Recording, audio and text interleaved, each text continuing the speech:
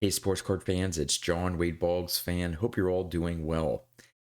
In the sports card hobby, you sometimes hear the term coffin card, and that refers to a special card in your collection that means so much to you that you would like to have it buried with you, or would be the very last card that you would even consider parting with in your collection. Well, that's the question that Greg over at MidLife Sports Cards is asking everyone for his question of the week. What's that one card in your collection that would be the very last one that you would even consider parting with? So I'm going to turn the camera around and show off and talk about that one card in my collection that means so much to me that it would probably be the last one that I could ever even contemplate parting with.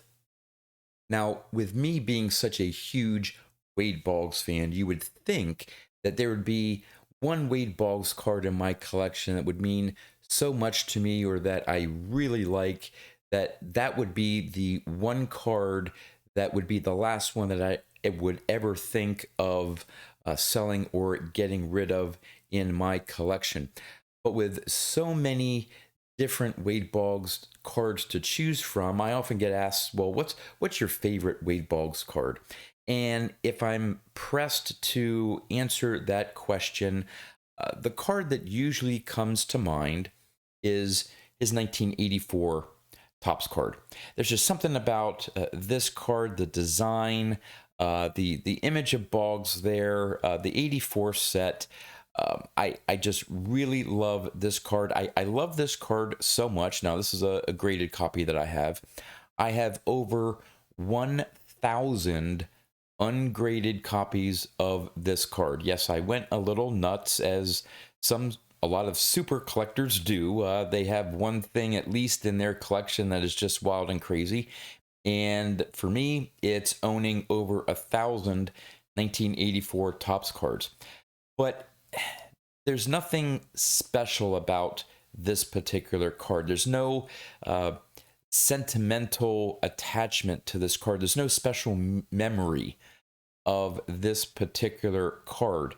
So, no, a Wade Boggs card or this particular 1984 Topps card is not the card that would be the very last one that I would ever think of getting rid of in my collection. Another card that I could have gone with, and this is one that I showed off and talked about fairly recently when I did my top 5 favorite cards of Mickey Mantle. And if you didn't catch that video, as part of the video, I showed off Mickey Mantle cards in my collection. And one of my Mickey Mantle cards is this 1964 Topps card. And as you can see, it's not in the best condition, severely miscut, off center. So why would I consider this as the last card that I would ever think of leaving my collection? Well, I told the story in that video, but for those of you who didn't watch that video, I was probably 8 or 9 years old at the time, and there was a friend that lived nearby. He was a schoolmate, a classmate of mine, and we just started talking about cards. He really wasn't into collecting baseball cards, but he mentioned that some relative of his gave him a bunch of maybe 50 or so 1964 Topps cards that he really didn't have any interest in. And so I took a look at it, and this was one of the cards as part of that group of 50. There was a Yogi Berra, there was a Harmon Killebrew, there were a couple league leaders cards, things like that. And of course, I had interest in them. And so we did a trade. I think he was at the time interested in Phillies cards and maybe Pittsburgh Steelers cards. So I looked through what little football cards I had and some Phillies baseball cards. I forget what I gave him in trade, but he was happy to pick up those cards. And of course, I was ecstatic to pick up these group of 1964 Topps cards. And this card here, as a 8 or 9 year old, for me to have a Mickey Mantle card in my collection, even given the poor condition that it's in, meant the world to me. As a kid just starting off collecting, having a card of the biggest name in baseball cards for me at the time. I mean, even back in 80, 81, 82, you looked at different things, and when it came to baseball cards, still today, Mickey Mantle is the king in terms of vintage cards. And so, this card means a lot to me. Growing up, just getting into collecting cards, to say that I had a Mickey Mantle card in my collection. But with all that said about this card and the memories attached to this card, this is not the card that would be the very last one that I could ever part with in my collection. The card that means the most to me is probably only worth maybe $2. It's not my most expensive card by any means in my collection. It's not a card of a Hall of Famer. I've talked about this card and the special meaning to me several times over the last 5 years that I've had this YouTube channel. But again, for those of you who have not seen those videos, maybe newer to this channel, I want to talk about this one card that means the most to me in my collection. Now, this goes back to around the same time as the Mickey Mantle card. So I was in Little League at the time. Again, we're probably talking 80, 81, 82, somewhere in that time frame. And actually, it was probably 81 or 82, and you'll see why here. My mom used to take me to Little League practice and into games and things like that. And she would sit in the stands with mostly other moms of the kids that are either on my team or on the opposing team. And of course, they would just start talking about so many different things. And a couple of the other parents said that their sons collect baseball cards and wanted to know if I collected baseball cards. And my mom said, yeah, he'd buy packs on a Sunday with his allowance and things like that. And that's how I got started. And so they started to talk to her about some of the error cards that were part of some of the sets, predominantly in 1981, with Fleer and Donruss coming into the hobby after Topps held the monopoly for so many years. And they said, hey, some of these error cards are worth a few dollars. You should have your son check to see if he has any in his collection. So my mom jotted down some notes about some of the error cards. And believe it or not, I still have that note. My mom must have had a notepad or took it to the next game or practice or whatever. This is the actual note. I don't know why I kept it all these years, but these are the notes that she took for some of these error cards. So I'm just going to show you here. So the Fleer set. So this was in 1991. So it had to be at least 91, if not 81. Sorry, 1981 or 82 at the latest. So she wrote down Fleer set. There are 19 errors in that set. And one of them is card number 5, Mike Schmidt. It should be card 640. And back then it was worth $3. Now, again, to put it into context, my weekly allowance was 50 cents. All right. So having a $3 card when your weekly allowance is 50 cents is a big deal. Okay. Today, you can't even buy a pack of cards for $3. Okay. But so to put everything in context. Now, the next thing here is Schaefer Queen. That's for Queen Street in the town that I grew up with. Schaefer is one of the longest continually operating card shops in the country, and it's in my backyard, Schaefer's Card Shop. And so she wrote down that note to let me know that there's a card shop in the area, that I could go there and pick up cards and things like that. So continuing on, there is a no number Schmidt Rose Boa triple threat. I think that's from the Flair set as well, 81 Flair. That one was worth at the time $3.50. And then you get into some of the other cards here. So looks like card number 79 should be card number 645, Reggie for Reggie Jackson. Card number 28 should be SB. Card number 655, George Brett. Card number 7 should be 657, Tim McGraw. Card number 6 should be card number 660, Steve Carlton. Card number 29 should be card number 659, Willie Wilson. Card number 32 should be card number 483, Amos Otis. Card number 216 should be card number 202, George Foster. But this last one here, card number 369 from the 1979 Top Set.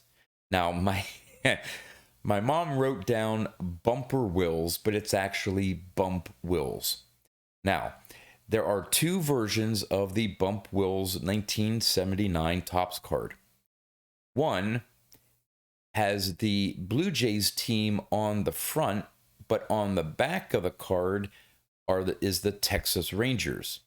Now, that card at the time was worth $3. But the error version, or the, the corrected version, I should say, okay, which is harder to find, has the Texas Rangers on the front and Texas Rangers on the back. So it was corrected later on in the print run after the error card. So the error card is more prevalent. I believe this is the case because the corrected version of Texas Rangers on the front, Texas Rangers on the back, at the time was worth a whopping $7. So out of all these like error cards and all this stuff that my mom was told about, this was the one that, I really wanted to look for. Now, believe it or not, even though I bought a decent number of 81 Flair cards, I didn't have any of these errors, just none of them. But I went through and looked through my cards, and sure enough, Bump Wills, Texas Rangers on the front.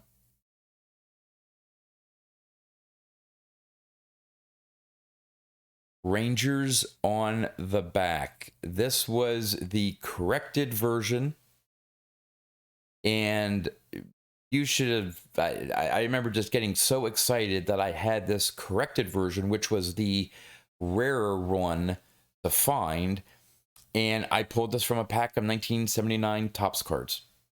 Didn't have any clue that this was a corrected error version. I had no idea. There were no price guides out at the time. I didn't subscribe to any of the whether you want to call them newspapers or periodicals for sports cards. I just collected packs of cards, just like most of us did back in the day. And so to have this card meant so much to me because, again, as a kid that got 50 cents allowance a week, to have a card that was worth $7. Now, of course, in today's standards, and even back then, probably was not worth $7 because of the condition. It's off center. You look at the corners are dinged.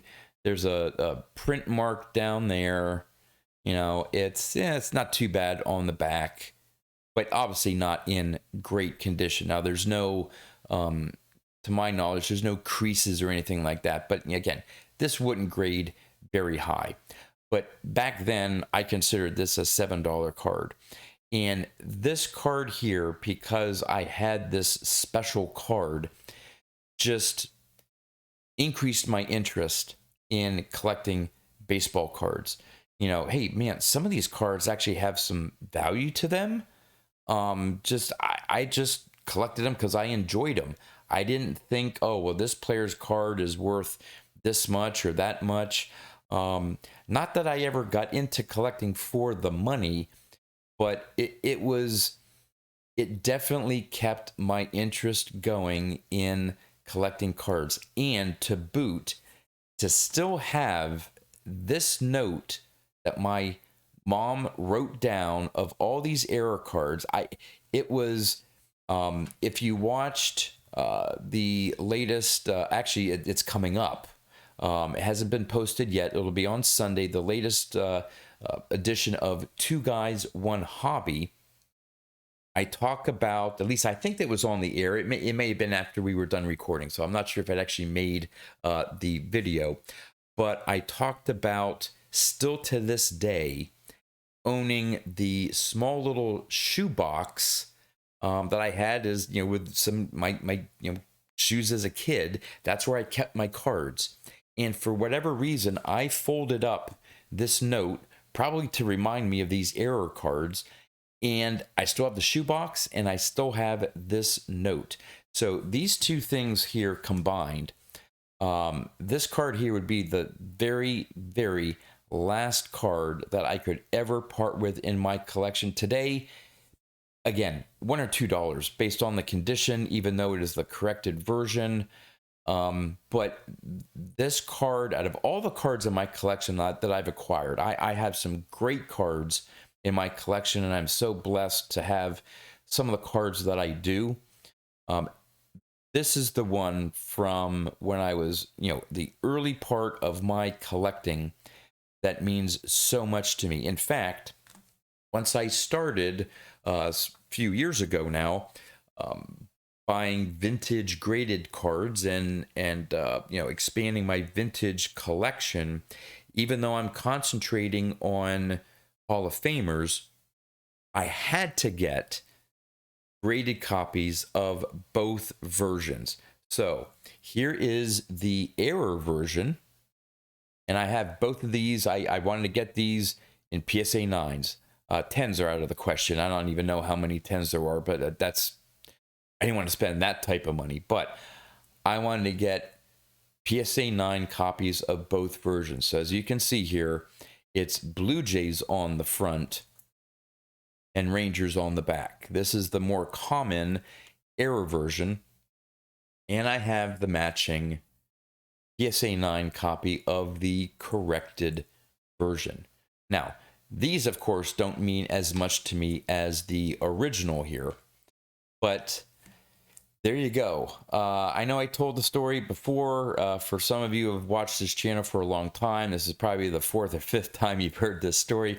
But again, to answer Greg's question for this weekend, for some of the newer followers of my channel, I wanted to tell the story again of this special 1979 Bump Wills card. And Greg, again, thanks for another excellent question for everyone to answer this week. And with that, that's all I have for you. So until next time, thanks for watching.